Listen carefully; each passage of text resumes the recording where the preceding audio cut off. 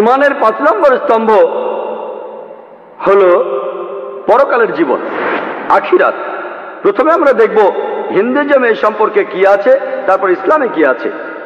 একজন সাধারণ হিন্দু বা বেশিরভাগ হিন্দুই বিশ্বাস করে যে আমরা জন্মাই, মরে যাই, আবার জন্ম, মৃত্যু, আবার জন্ম। এটাকে বলা হয় সংসারা। এটাকে আরো বলা হয় থিওরি অফ রিইনকার্নেশন বা আত্মার দেহান্তরিত হওয়া। আর এই সংসারার দর্শনটা এটা চালু হয়েছিল কারণ তখন পণ্ডিতরা এই কারণটা বুঝতে পারেনি যে ঈশ্বর কিভাবে এই অন্যায় করতে পারে যে কিছু মানুষ জন্ম নেয় ধনীর ঘরে, আর কেউ জন্ম নেয় গরিবের ঘরে। কিছু মানুষ আছে যাদের স্বাস্থ্য ভালো, আর কিছু মানুষ অসুখে ভোগে। মহান স্রষ্টা অন্যায় করতে পারে না, তাই তখনকার পণ্ডিতরা এই সংসার দর্শনটা তৈরি করলো। আর এই কথাটা আছে ভগবদ গীতায় 2 নম্বর অধ্যায়ের 22 নম্বর অনুচ্ছেদে। বলা হয়েছে যে মানুষ যেভাবে তার পুরনো জামা কাপড় খুলে ফেলে নতুন জামা কাপড় পরে, একইভাবে আত্মা পুরনো শরীর থেকে বের হয়ে এসে নতুন শরীরে প্রবেশ করে। এই একই ধরনের কথা বলা হয়েছে বৃহদারণ্যক উপনিষদে 4th খণ্ডে 4th অধ্যায়ের 3য় অনুচ্ছেদে। আছে যে একটা শুঁয়োপোকা একটা ঘাসের ডগার উপরে ওঠে, তারপর অন্য ঘাসের উপর লাফ দেয়। একইভাবে আত্মা নতুন শরীরে প্রবেশ করে। তাহলে ভগবদ্গীতা আর উপনিষদের এই অনুচ্ছেদগুলির উপর ভিত্তি করে পণ্ডিতরা তৈরি করলেন সংসারা নামের এই ধারণাটি মানুষের জন্ম আর মৃত্যু চক্র নিয়ে। আর হিন্দুরা কর্মতে বিশ্বাস করে, অর্থাৎ কাজ। কাজ শুধু শরীরই করে না, আমাদের আত্মাও কাজ করে। এখানে দর্শনটা হলো যেমন কাজ করবেন তেমন ফল পাবেন। আপনি যেমন কাজ করবেন তেমনই ফল পাবেন। হিন্দুরা আরো বিশ্বাস করে ধর্মে। ধর্ম মানে ভালো কাজ, বিভিন্ন ভালো কাজ। কিভাবে জীবন ধারণ করবেন, পারিবারিক জীবন, সামাজিক জীবন। যদি আপনার কর্ম হয় ধর্ম অনুযায়ী, তাহলে আপনার কর্ম ভালো হবে। এছাড়াও তারা মোক্ষ লাভে বিশ্বাস করে। তার অর্থ নির্বাণ, অর্থাৎ চিরতরে মুক্তি পাওয়া, জন্ম আর মৃত্যু চক্র থেকে চিরতরে মুক্তি পাওয়া। যদি খুব ভালো কাজ করেন যাতে আর জন্মাতে না হয়, তাকে বলে মোক্ষ লাভ। এই দর্শন বলে যে যদি কেউ পঙ্গু হয়ে জন্ম নেয়, কারো অসুখ আছে, কারণটা হতে পারে সেই লোক আগের জন্মে কোনো খারাপ কাজ করেছিল, সেজন্য এই জীবনে সে শাস্তি পাচ্ছে। এই দর্শনটা আসলে এই কথাই বলতে চায় যে মহান স্রষ্টা কোনো অন্যায় করেন না।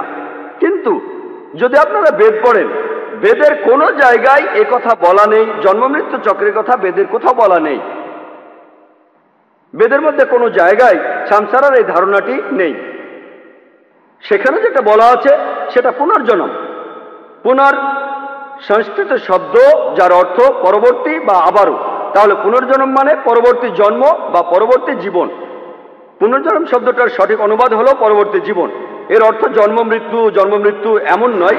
এর মানে জন্ম আর মৃত্যু চক্র নয়। পুনর্জন্ম এই সংস্কৃত শব্দটা যদি ইংরেজি অনুবাদ করেন, এর মানে পরবর্তী জীবন। তাহলে বেদও পরকালের জীবনের ধারণার সাথে একমত।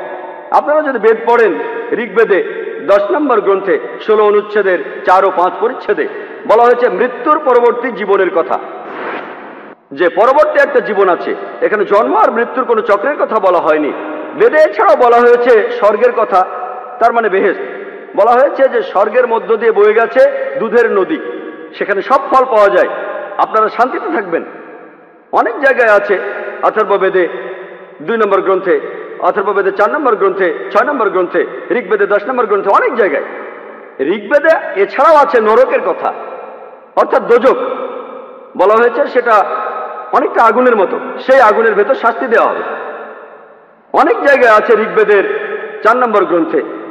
বেদে যদি স্বর্গ আর নরকের কথা থাকে, যে মানুষ মারা গেলে তারা তাদের কাজের পুরস্কারে শাস্তি পাবে, তাহলে সেই মানুষের আর পৃথিবীতে আসা দরকার কি? তাহলে বেদের কথা অনুযায়ী বেদ বলছে পরবর্তী জীবনের কথা একবারই। আর সেখানে আপনার কাজের উপর ভিত্তি করে আপনি হয় স্বর্গে যাবেন অথবা নরকে অর্থাৎ দোজকে। এখানে জন্ম আর মৃত্যুর কোনো চক্রের কথা বলা হয়নি। বেশিরভাগ হিন্দুই এটা বিশ্বাস করে। আর এই প্রশ্নটার উত্তর যে কেন মানুষ পঙ্গু হয়ে জন্মায়, কেন অসুস্থ হয়, এই ব্যাপারটাতে আমরা ইসলাম ধর্মের ব্যাখ্যা দেখব। ইসলাম ধর্মে আল্লাহ পবিত্র কোরআনে বলছেন, সূরা বাকারার 28 নম্বর আয়াতে উল্লেখ করা আছে, তোমরা কি বিশ্বাস করিতে পারো না আল্লাহ তোমাদের জীবন দিয়েছেন, অথচ তোমরা ছিলে প্রাণহীন, আবার তোমাদের মৃত্যু ঘটাইবেন, তারপর পুনরায় জীবন্ত করিবেন, তাহার নিকটেই ফিরিয়া যাইতে হইবে। পবিত্র কোরআনে সূরা মুলকের 2 নম্বর আয়াতে উল্লেখ আছে, আল্লাযী খালাকাল মাউতা ওয়াল হায়াতা, আল্লাহ মৃত্যু ও জীবন সৃষ্টি করিয়াছেন পরীক্ষা করিবার জন্য, কে তোমাদের মধ্যে কর্মে উত্তম। পবিত্র কোরআনে সূরা আল ইমরানের 185 নম্বর আয়াতে উল্লেখ করা আছে যে, কুল্লু নাফসিন জায়গাতুল মাউত, জীব মাত্রই মৃত্যুর স্বাদ গ্রহণ করিবে, তবে কিয়ামতের দিন তোমাদের কর্মফল পূর্ণ মাত্রায় দেওয়া হইবে, এবং যাহাকে অগ্নি হইতে দূরে রাখা হইবে ও জান্নাত দাখিল করা হইবে, সেই ব্যক্তি এই দুনিয়ার উদ্দেশ্য পূরণ করিয়াছে। কারণ এই পার্থিব জীবন একটি ছলনাময় ভোগ ব্যতীত আর কিছুই নয়। তাহলে এখানে ইসলাম ধর্ম অনুযায়ী একজন মানুষ এই পৃথিবীতে আসেন মাত্র একবার, আর এই জীবন পরবর্তী জীবনের একটি পরীক্ষা। আপনি ঈশ্বরের নির্দেশ মেনে চলতে পারেন, তার নির্দেশ নাও মেনে চলতে পারেন, এর উপর ভিত্তি করে পরবর্তী জীবনে, পরকালের জীবনে ভালো মন্দের মধ্যে কোনটা বেশি, তার উপর ভিত্তি করে ঈশ্বর আপনাকে স্বর্গে অর্থাৎ বেহেশতে পাঠাবেন, অথবা নরকে অর্থাৎ দোজখে। আর এই স্বর্গ বা জান্নাতের বর্ণনা, আরবি শব্দ জান্নাত অর্থ বাগান, পবিত্র কোরআনে অনেকবার জান্নাতের কথা বলা হয়েছে, আর বর্ণনাটাও একই রকম, যে সেখানে নদী বয়ে যাচ্ছে, দুধ আর মধুর নদী, সেখানে সব রকম ফল আছে, সেখানে ডালিম ফলও আছে, সবাই শান্তিতে থাকবেন, কেউ কোনো অপরাধ করবে না। এছাড়াও কোরআনে আরো আছে দোজখ, জাহান্নামের কথা, একই কথা বেদেও, সেখানে প্রচন্ড আগুন থাকবে, মানুষ আর পাথর সে আগুনে পুড়বে। সূরা বাকারা 23 ও 24 নম্বর আয়াতে কথা বলা হয়েছে। পবিত্র কোরআনে আরো অনেক জায়গায় দোজখের আগুনের কথা বলা হয়েছে। তাহলে ইসলাম ধর্মের বেহেশত আর দোজখের ধারণার সাথে বেদের কথাগুলো মিলে যায়। আর যদি বেদ পড়েন, সেখানেও ইসলাম ধর্মের মতোই বলা হয়েছে, আপনি পৃথিবীতে একবারই আসবেন, আর পরবর্তী জীবনে আপনার ধর্মের উপর ভিত্তি করে, কর্মের উপর ভিত্তি করে ঈশ্বর আপনাকে স্বর্গে অর্থাৎ বেহেশতে পাঠাবেন, অথবা নরকে অর্থাৎ দোজখে। তবে বেদে কোথাও এই ধারণাটার উল্লেখ নেই। পণ্ডিতরা যে সংসারার কথা বলেন, তারা সংসারা নামের এই ধারণাটার প্রবর্তন করেছিলেন কারণ তারা যুক্তি দিয়ে বের করতে পারেননি যে কেন মহান ঈশ্বর কাউকে ধনীর ঘরে জন্ম দেন, কাউকে গরিবের ঘরে, কেউ স্বাস্থ্যবান হয়ে জন্মায়, কেউ জন্মায় বিভিন্ন রকমের অসুখ নিয়ে। পবিত্র কোরআনের সম্পর্কে যৌক্তিক ব্যাখ্যা দেওয়া হয়েছে। আল্লাহ পবিত্র কোরআনে বলছেন, সূরা আনকাবুতের 2 নম্বর আয়াতে উল্লেখ করা হয়েছে, মানুষ কি মনে করে যে ঈমান আনিয়াছি বলিলেই আল্লাহ অব্যাহতি দেবেন, আল্লাহ পরীক্ষা করবেন না? যদিও আপনি বলেন যে আল্লাহকে মানেন, আল্লাহ কি আপনাকে পরীক্ষা করবেন না? সবাইকে পরীক্ষা করা হবে। আল্লাহ বলছেন প্রত্যেকটা মানুষকে পরীক্ষা করা হবে। পবিত্র কোরআনে সূরা বাকারার 155 নম্বর আয়াতে উল্লেখ করা আছে, অবশ্যই আমি তোমাদেরকে পরীক্ষা করিব, ভয় দ্বারা এবং ক্ষুধা দ্বারা, ধন সম্পদের ক্ষয়ক্ষতি দ্বারা, জীবনের ক্ষতি দ্বারা, ফল ও ফসলের ক্ষয়ক্ষতি দ্বারা, এবং শুধুমাত্র তাহারাই উত্তীর্ণ হইবে যাহারা এই পরীক্ষায় ধৈর্যশীল থাকিবে। তার মানে আল্লাহ তাআলা আপনাদের পরীক্ষা করবেন ক্ষুধা দিয়ে, ভয় দিয়ে, ধন সম্পদের ক্ষতি দিয়ে, স্বাস্থ্য দিয়ে, বিভিন্ন বিষয় নিয়ে। পবিত্র কোরআনে সূরা আনফালের 28 নম্বর আয়াতে উল্লেখ করা হয়েছে যে তোমাদের ধন সম্পদ ও সন্তান সন্ততি তোমাদের জন্য একটি পরীক্ষা। ধন সম্পদ ও সন্তান সন্ততি আপনাদের সন্তান, আপনাদের জন্য পরীক্ষা। তাহলে ইসলাম ধর্মে আমরা মানি এই জীবন হলো পরকালের জন্য একটি পরীক্ষা। আল্লাহ সুবহানাহু ওয়া তাআলা এক একজন মানুষকে এক একভাবে পরীক্ষা করেন। আপনার চারপাশের পরিবেশ আর আপনি যা কিছু পেয়েছেন এগুলো দিয়ে আল্লাহ আপনাকে পরীক্ষা করবেন। যেমন ধরুন, পরীক্ষার প্রশ্ন যদি কঠিন হয়, টিচার তখন খাতাগুলো খুব ভালো করে দেখবেন না। পরীক্ষার প্রশ্ন যদি সহজ হয়, টিচার তখন খাতাগুলো বেশ কড়া নজরে দেখবেন। একইভাবে আল্লাহ তাআলা আপনাকে যা কিছু দিয়েছেন সেগুলো দিয়ে আপনাকে পরীক্ষা করবেন।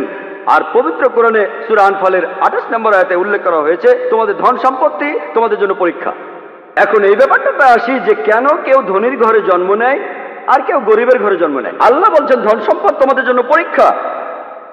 ইসলামের তৃতীয় স্তম্ভটা হলো প্রত্যেক ধনী লোক তাদের সম্পদ যদি তাদের নিসাবের চেয়ে বেশি হয়, 85 গ্রাম সোনার সমান হয়, সেই ধনী লোক তার উদ্বৃত্ত সম্পদের 2.5% দান করবে প্রত্যেক হিজরি সালে। তবে বর্তমানে খুব অল্প ধনী লোকই দান করে এটা, তাদের উদ্বৃত্ত সম্পদের 2.5% দান করে না। বেশিরভাগ ধনী সামান্য কিছু দান করে। তাহলে এখানে তারা কম নম্বর পাবে। কিছু ধনী লোক দানই করে না, তারা 0 নম্বর পাবে। আর গরিব লোক যার সম্পদ 85 গ্রাম সোনার চাইতে কম, তার জাকাত দেওয়ার দরকার নেই, তাহলে জাকাতে সে 0 নম্বর পাবে। আমরা ভাবি বেচারা গরিব আদমি, গরিব লোক, আল্লাহ বলছেন সম্পদ তোমাদের জন্য পরীক্ষা। নবীজি বলছেন ধনী লোকের পক্ষে জান্নাতে প্রবেশ করা খুবই কঠিন। সম্পদের এই পরীক্ষা খুবই কঠিন। মনে করেন 2002 সালে কোন পরীক্ষায় খুব কঠিন একটা প্রশ্ন আসলো, 2003 সালে সেটা আসলো না, আপনি তো খুশি হবেন, যাক এই প্রশ্নটা আসেনি, আপনার মন খারাপ হবে না। কিন্তু আমরা মানুষরা অন্যভাবে চিন্তা করি।